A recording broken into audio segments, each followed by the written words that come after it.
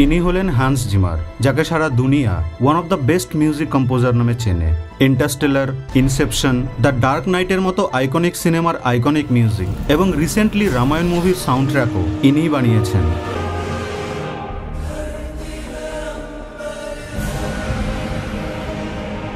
Hence জিমার যখন স্টুডিওতে বসেন তো তিনি বলেন যে আমার স্টুডিওতে একটি ক্যালেন্ডার আছে যা আমাকে মনে করিয়ে দেয় যে আমি সারা দুনিয়া থেকে কতটা পেছনে আছি। প্রথমে তো আমি একটু ভয় পেয়ে যাই, তারপর আরাম করে বসে পিয়ানোতে ব্যাস এলোমেলো সুর বাজাতে শুরু করি যতক্ষণ না কোনো ভালো সুর তৈরি হতে শুরু করে। আর এইভাবেই বাজাতে বাজাতে একটি সময় এমন আসে যখন আমি ভাবা বন্ধ করে দিই আর ব্যাস মিউজিককে ফিল করতে থাকি।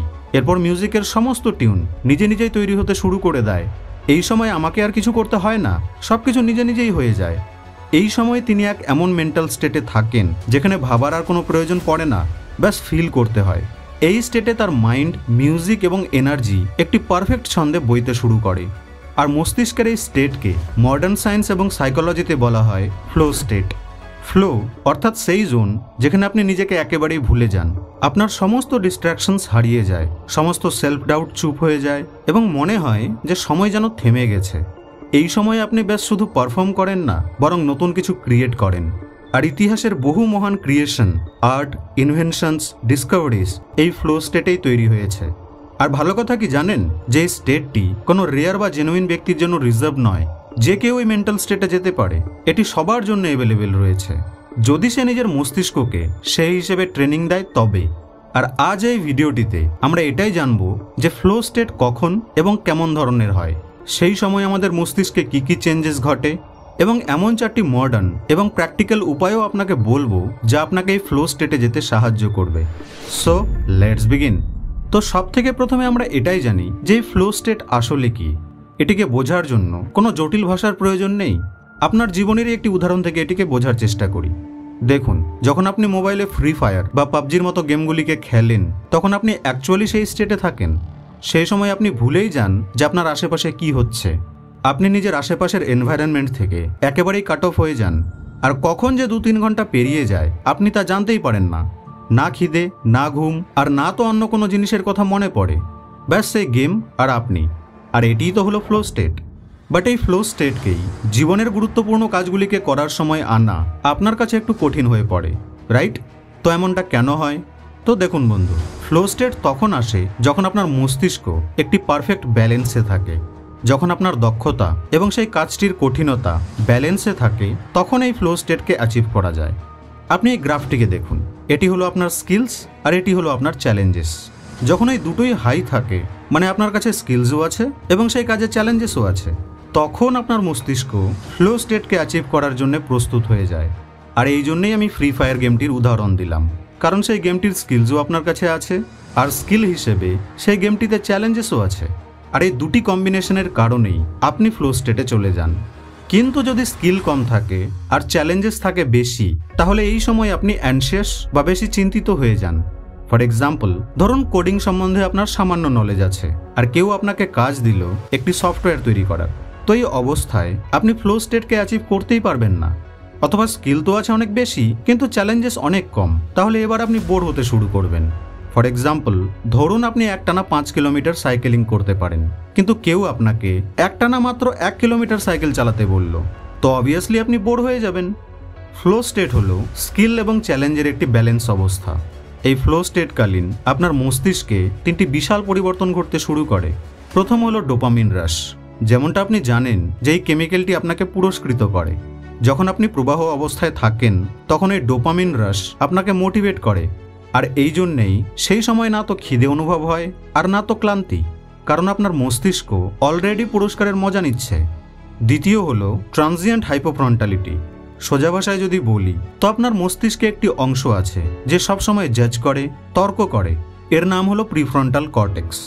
তো এই ফ্লো স্টেটে সে একটু দুর্বল হয়ে যায়, মানে এবার সে জাজ করা বন্ধ করে দেয়, তর্ক বিতর্ক করা বন্ধ করে দেয়, যার কারণেই কোনো ডিস্ট্র্যাকশন ছাড়াই আপনি কোনো কাজে গভীরভাবে ডুবে যেতে পারেন। এবং তৃতীয় হলো সিঙ্ক্রোনাইজেশন। দেখুন, আপনার মস্তিষ্ক ঠিক একটি বড় অর্কেস্ট্রার মতো, যেখানে প্রতিটি ইনস্ট্রুমেন্ট নিজের ইচ্ছে মতো বাজতে থাকে, যার ফলস্বরূপ এখানে সুরবিহীন বেকার মিউজিক তৈরি হয়। কিন্তু ফ্লো স্টেটে মস্তিষ্কের সবগুলি অংশ যেমন ফোকাস, ক্রিয়েটিভিটি, ইমোশনস, লজিক এগুলি সব এক তালে একই সুরে টিউন হতে শুরু করে। যেন মনে হয় যে আপনার মস্তিষ্কে একটি পারফেক্ট মিউজিক ব্যান্ড একটি দারুণ মিউজিককে প্লে করছে। দেখুন বন্ধু, ফ্লো স্টেট কেবলমাত্র প্রোডাক্টিভিটি বাড়ানোর জন্য বা কোনো কাজকে করার জন্য নয়। হ্যাঁ, আপনি কোনো কাজকে তাড়াতাড়ি এবং খুব ভালোভাবে করতে পারেন ঠিকই, কিন্তু এর থেকেও বড় কাজ করে ফ্লো স্টেট, যা হলো পার্সোনাল স্যাটিসফ্যাকশন।